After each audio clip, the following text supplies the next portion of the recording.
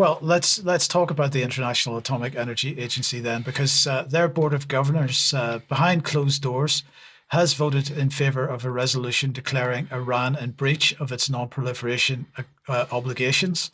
To quote them, they say the board finds that Iran's many failures to uphold its obligations since 2019 to provide the agency with full and timely cooperation regarding undeclared nuclear material and activities at multiple undeclared locations in Iran constitutes non-compliance with its obligations under the Safeguards Agreement with the agency. Now, this is what Reuters is reporting the resolution as saying. The vote, according to Reuters, was 19-4, 11 abstentions and 3 votes against. And the 3 votes against were Russia, China, and Burkina Faso.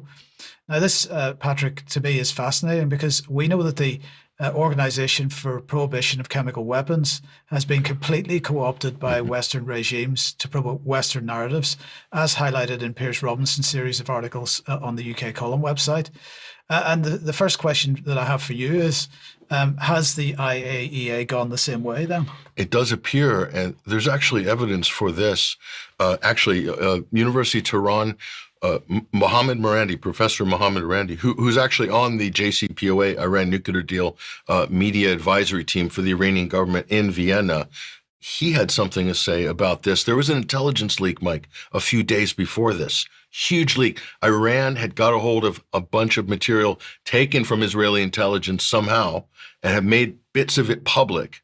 And it shows how Israel co-opted the IAEA, and they released some of that information, only a bit. And this was just a few days ago. I don't believe in coincidences. Watch this. As you know, there are a huge amount of documents, and these are only bits and pieces that they are publishing for the sake of the general public, and also because of the attempt by the United States and its European partners to put pressure on Iran. The Iranians, as you know quite well, they believed from many years past that the International Atomic Energy Agency was providing the Israeli regime with information about our scientists in order for them to be able to assassinate those scientists. And they were providing all sorts of information in order to carry out sabotage as well by the Americans and the Israeli regime, because all of the operations carried out against Iran are joint operations between the Americans and the Israeli regime, and often other countries in the West or even in the region that cooperate. So So there we are. And so let's put some meat on the bones on those accusations. Just a couple of days ago, well, here it is. Take a look at this up on screen. Again, this is the Cradle, very good outlet here. Of course, this was published in a number of different outlets here. Leaked documents released by the Iranian media agency show the International Atomic Energy Agency chief Rafael Grossi has been fully coordinating with the Israelis and carrying out its directives. This is earth-shaking stuff. I mean, should he still be in charge of this organization? Well, let's take a look at that. So, yeah, that's the claim there. Those are the accusations, Mike. And you know what? We just have to go back a little bit in time, just checking the Israeli press. And what did I find? Well, I found this. Israel's prime minister at the time, Naftali Bennett, meets with the IAEA chief Grossi over Iran's nuclear activity. So meeting in private with the Israeli leadership, Israel has a nuclear weapons arsenal of 300 estimated undeclared warheads. They're meeting in secret with the International Atomic Energy Agency not to talk about Israel's nukes, but to talk about Iran's. When the U.S. intelligence agency's latest assessment says Iran does not have a nuclear bomb, and they're not developing it. So, I mean, I don't know what to say at this point, quite frankly. Right. So consider all of this, Mike. And, the lessons are, should you get into negotiations with the United States, We've just given you two reasons why you shouldn't over the last 2 weeks. It's a completely impossible situation for countries like Iran, Russia, and China because, at the end of the day, if they militarize themselves, build up a defense capability, that is presented by the West as being a threat to the West, and they are the aggressor.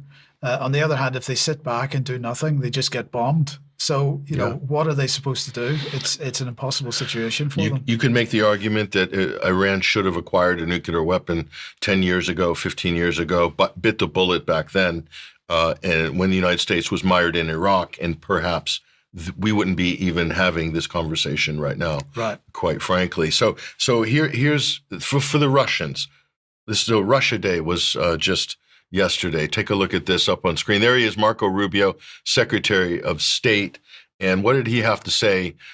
He gave us a great message to the Russian people for Russia Day. He said the Secretary of State took the opportunity to reaffirm the United States' desire for constructive engagement with the Russian Federation to bring about a durable peace between Russia and Ukraine. It's great. And, you got plaudits in the Russian press for this. Would you trust Marco Rubio? No. Not after what we've seen in the last 24 hours, and certainly not what we saw last week with the Ukrainian attack on the Russian nuclear triad, long-range bombers. So, that's the thing. This is the question. Do you trust the United States? This is the big question. We put a big fat question mark up on screen there with that absolutely with that graphic. But so that's the $100 million question, Mike. Why would you get into negotiations? How do you see this playing out over the next couple of days? Were we going to see a whole bunch of tit-for-tat retaliations, or is it simply just going to escalate and end up in a much broader regional conflict? That's a very good question, Mike, and we don't know. Iran could retaliate as we're talking right now on this live broadcast. It could come immediately. It could come later. We don't know for sure. What we do know is that they are capable of mounting a pretty substantial conventional missile attack, which they have done 2 times before. They didn't launch True Promise 3 in response to Israel's counterattack back in October, which they promised. So that means the door is open for Iran to launch, in their mind anyway, True Promise 3 and 4. But we'll see how badly compromised is the Iranian military hierarchy. How badly compromised are their sort of radar defense and all the other systems required to defend themselves and maybe even launch an attack. We don't know for sure. We can only wait and see. The United States says they will defend Israel. So they allow Israel to attack. So where's the UN Security Council going to be on this? This is an act of war. And any country, as we said before the program, Mike, any country that's willing to target another country's nuclear reactors is willing to use nuclear weapons on another country who doesn't have nuclear weapons. That's Israel willing to do that. And they've demonstrated that. So talk about the most dangerous country in the world, Benjamin Netanyahu. I don't think so. Mark, let me welcome you to the program. If you've got any thoughts on that, let us know. Let's start there. Have you got any thoughts on what we've just presented? Well, I think just to double down on the sheer hypocrisy of Israel, which long has been known to have a nuclear arsenal, to call everyone else a nuclear threat. Even the U.S. and Russia back in the Cold War days, they considered it stable to have 10,000 nukes each.